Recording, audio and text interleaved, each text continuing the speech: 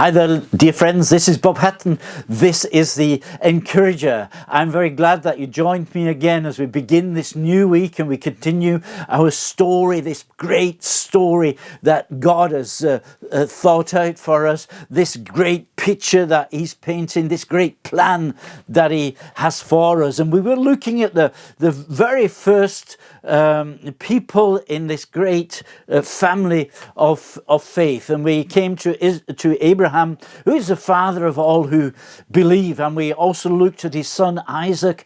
Isaac wasn't the firstborn. Also, Abraham wasn't the firstborn. The firstborn child had a very special position in those days, but Abraham was at least the second, and Isaac was the second, and still God had chosen them. And of course, Isaac was this miracle baby who was born when his dad was 100 years old and his mother 90 years old. This thing about being in the family of God, being a Christian, following Jesus, it is actually something that is very supernatural. Now, of course, we had a look at Abraham and we found out that he was very flawed in many ways, and also his son Isaac, he was also flawed in many ways. He was a bad husband, and he had two sons who we'll see in a minute, and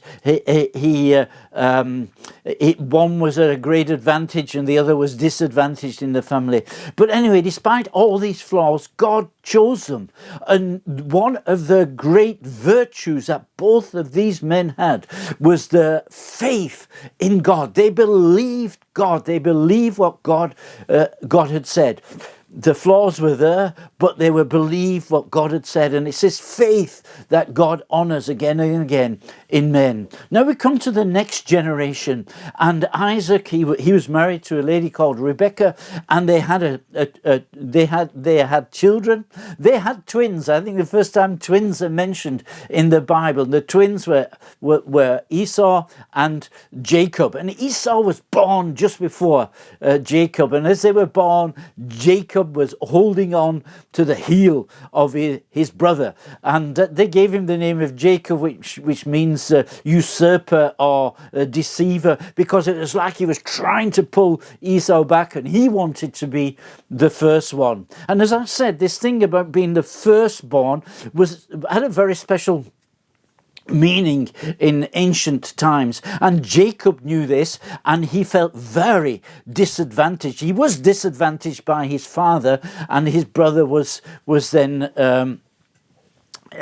was the firstborn. Now they were completely different, had different characters. Esau was an outdoor type who was always wandering around the countryside. He went to kill animals. He was a hunter, and he loved being outside, whereas Jacob would spend much of his time in the kitchen. He would learn how to cook and be busy around the household. He was the son of his mother, and his mother was able to teach him many things, but Esau, he was his dad's lad, and he worked for, he was in the shadow of his dad.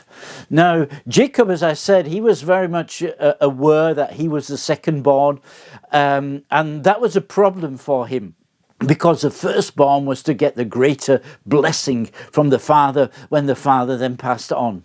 Now, one day Jacob was busy in the kitchen, and he'd just finished lunch. He'd made a nice bowl of soup. The German translation says that it was made with lentils. I'm not quite sure what it was, but a lentil soup is what the German says, maybe with a little German sausage in it as well. But anyway, he's busy cooking in the kitchen, and Esau comes in, and he's been away for a time, and he says, "I'm famished. I've had nothing to eat for so long. I am hungry. You wouldn't believe how hungry I am.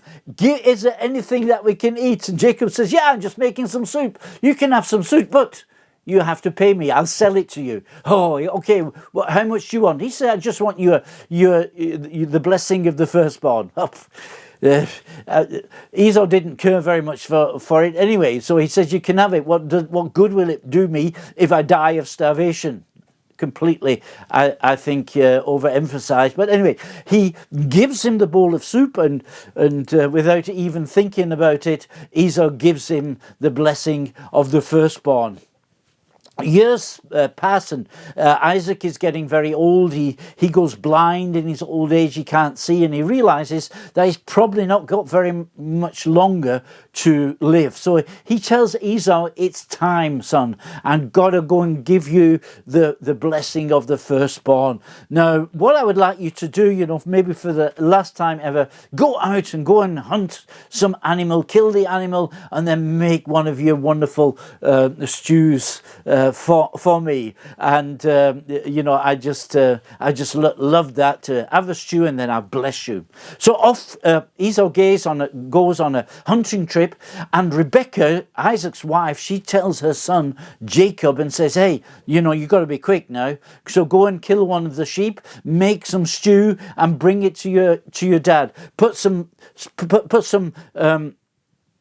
skins of the animals on your arms, so when he feels you, he'll think that you've got such a rough skin like Esau has." So that's what Jacob does. Isaac can't see him, and he says, "Oh, your voice sounds very much like Jacob, but when I feel you and when I smell you, you smell very, very much like Esau." So he gives him then the blessing of the firstborn, and it's like just as when he's finished, in comes Esau. And Esau is very angry because of Jacob's deception. Now, I know that Esau sold him the birth right, but he had deceived his father anyway. So Jacob decides that he's going to go. He runs away to go and live for a time with his uncle Rebekah's brother. And he is a deceiver. He is somebody who's always trying to assert a position that isn't his really, and he gets in all kinds of trouble on his way. He has this experience at Bethel where he promises that he will follow God. He's a believer. He believes God. He has faith, but he's always trying to help God. When he gets to his uncle Laban, he finds out that Laban's a bigger deceiver than what he is, and he suffers very much. And he suffers during his life again and again because he always tries to go his way. In the end, he does have a reconciliation with his brother Esau, and he can go back home, and he lives there for a time. He has altogether, in the end, he has 12 sons and some daughters, and the next generation is son number 11, who has a great advantage with Jacob. He's learned very much from Isaac, and the other sons, they're put to one side. They're not as good as Joseph, but we'll look at that tomorrow. The thing is, though, with Jacob, that despite his flaws, he also is a man of faith, a man who is prepared to trust God more than anything else. He's prepared to lay his life in the hands of God. And we see when he's coming back, and the day before he faces his brother Esau, not knowing whether he's going to be killed or not. He has an encounter with God, with an angel, and they fight together, and the angel says, or is it God? We're not quite sure. But he says, "That's enough now. Now go home and go to bed." And he says, "No, I'm not going to leave you unless you bless me." And he hangs on to God until he gets his own blessing. Not a stolen blessing, but his own blessing. And God gives him a new name. He says, "You're not going to be called Jacob anymore. Jacob, the usurper, the deceiver. You're not going to be called Jacob anymore. I'm going to call you Israel. I'm going to give you a new name." And Israel means the one who strives for God. God's striver, God's fighter. And that was his new name. And we'll see how the story continues with the next generation tomorrow. God bless you, and I'll see you tomorrow. You're Bob Hatton, your encourager.